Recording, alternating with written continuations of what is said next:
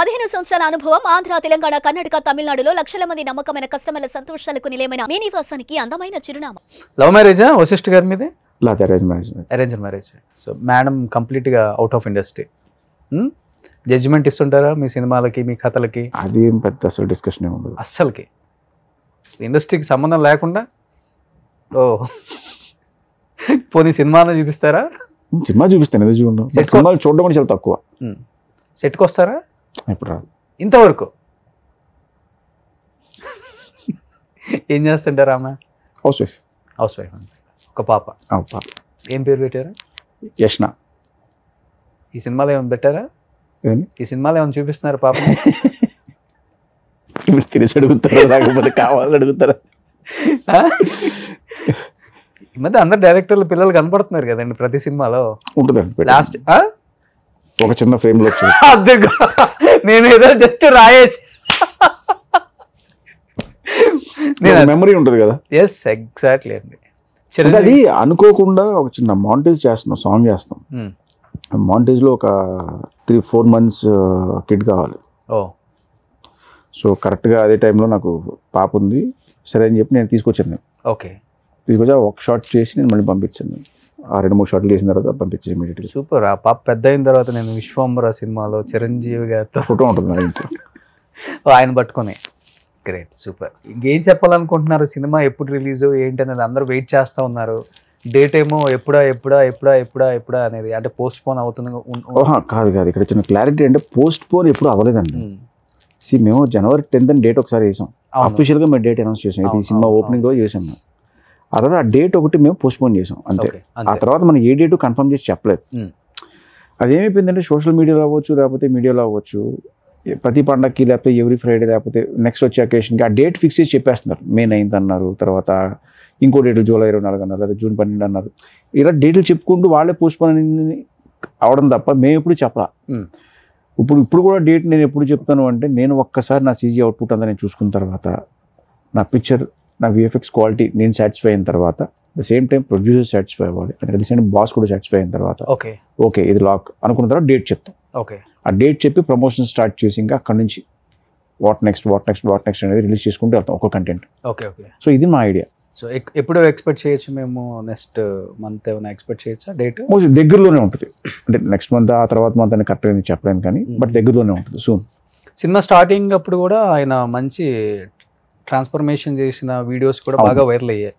బాగా ఇబ్బంది పెట్టారా? ఇలా ఉండాలి బాడీ, విశ్వంబరుడు అంటే ఇలా ఉండాలి, స్టిఫ్గా మంచిగా. నేను అసలు బాస్ని ఎప్పుడు ఇబ్బంది పెట్టలేదండి. ఆయన తీసుకునే పర్సనల్ కేర్ అది. 6 pack వచ్చిందా బాస్కి? అలాంటిది ఏముండదు. ఆయన తీసుకునే పర్సనల్ కేర్ అది. ఓకే. ఆయన డైలీ 2 times జిమ్ చేస్తారు, 2 times చేస్తారు, స్విమ్ చేస్తారు.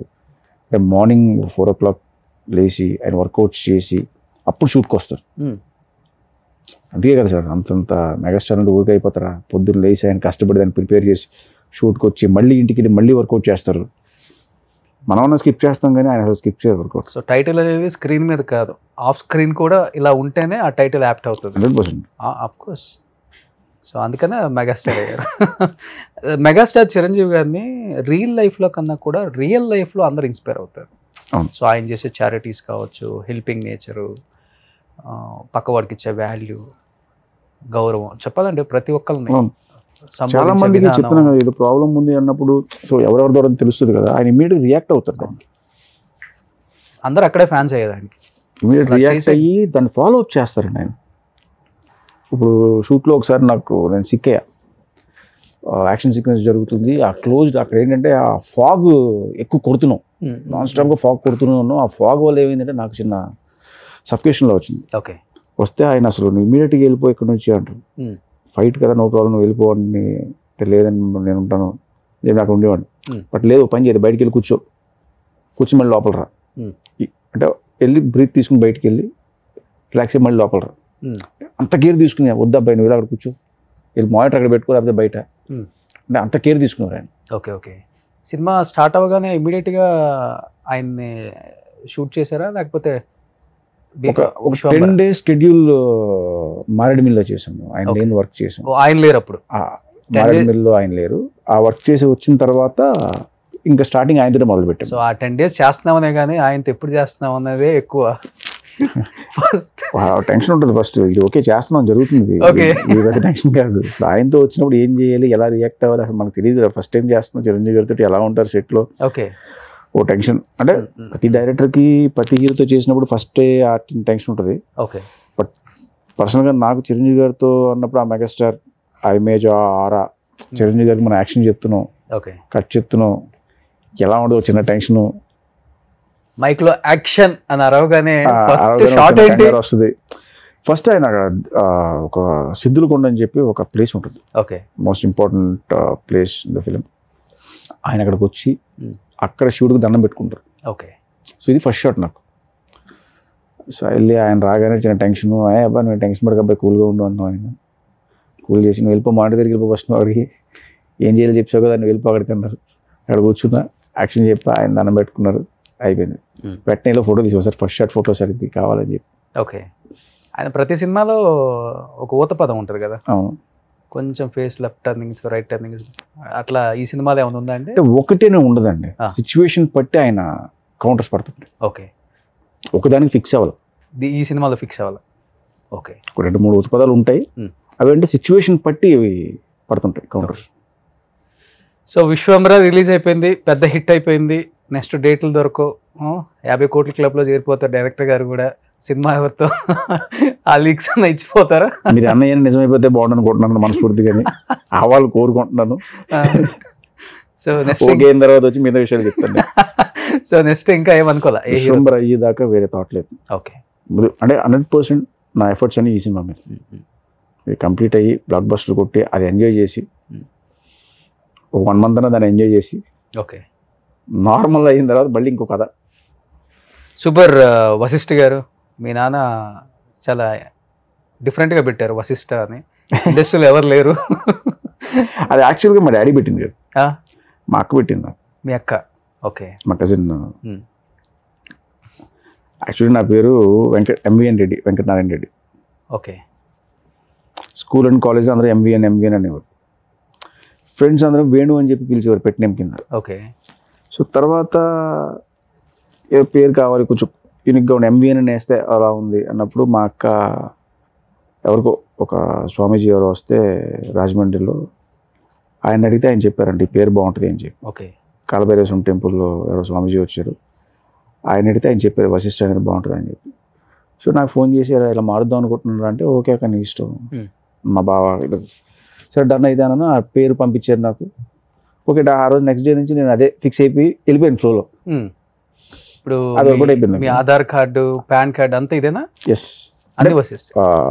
ఆధార్ కార్డు ఇంకా మారలేదు యాక్చువల్గా, మారుతుంది. ఆధార్ కార్డు ఎంవిఎన్ రెడ్డి అని ఉంటుంది. అఫీషియల్గా స్క్రీన్ నేమ్ కానీ మిగతా ఏదైనా కూడా వశిష్ఠ అని ఉంటుంది. వశిష్ఠ అని ఉంటుంది. సూపర్. ఎప్పుడైనా కానీ వెంటనే పెద్ద హీరోతో చేస్తున్నారు కాబట్టి ఆ చిన్న చిన్న నెగిటివ్ టాక్ అనేది బయట కామన్. డెఫినెట్గా సినిమా మీద అంటే మీరు మాట్లాడే విధానం చూసినా కానీ, లేకపోతే మీకు ఎంత కాన్ఫిడెంట్ ఉందో ఈ స్టోరీ మీద, చిరంజీవి గారి మీద, డెఫినెట్గా ఈ సినిమా పెద్ద హిట్ కొట్టబోతుంది అనేది మీ మనసుకు తెలుసు, మీ మనస్సాక్షికి తెలుసు, మీరు రాసుకున్న పెన్నుకు తెలుసు. డెఫినెట్గా అన్ని విధాలుగా మీరు ప్రిపేర్ అయ్యి ఉన్నారు, ఎక్కడ కొంచెం కూడా జంగట్లేదండి. డెఫినెట్గా చేసేది కరెక్ట్, మనం కాన్ఫిడెంట్గా ఉన్నప్పుడు జంకాల్సిన అవసరం లేదు. ఎస్. నాకు చిరంజీవి గారి సినిమా చూసి by content wise very strong కొట్టే నువ్వు అన్నారు. ఎంతకన్నా ఏముంటుంది అప్రిషియేషన్. ఆల్రెడీ ప్రూవ్ చేసుకున్నారు. సోషియో ఫ్యాంటసీ వశిష్ఠ తీస్తే ఎలా తీస్తాడు అనేది బింబిసార్తో చూపించేశారు. ఇంకా అంటే ఏ సినిమాకి ఆ సినిమా ఉంటుందండి. ఆఫ్ కోర్స్ ఆ సినిమా చేసాం కాబట్టి ఈ సినిమా అయింది కాబట్టి ఇంకో సినిమా ఉండదు. కానీ ఏ సినిమా కష్టం ఆ సినిమాదే, ఏ సినిమా రిజల్ట్ ఆ సినిమాకి. సో ఈ సినిమా కంప్లీట్ అయిపోయింది, చిరంజీవి గారు చూశారు, ఐఎమ్ వెరీ హ్యాపీ అవుట్పుట్ చూసి. సో దానివల్ల నాకు వచ్చే కాన్ఫిడెన్స్ ఇంకా పెరుగుతుంది. ఓకే. ఎందుకంటే ఆయన జడ్జ్మెంట్, అలాగే కిరవాణి గారు చూశారు ఆర్ఆర్కి వెళ్ళినప్పుడు, ఆయన ఇచ్చిన జడ్జ్మెంట్ కానీ.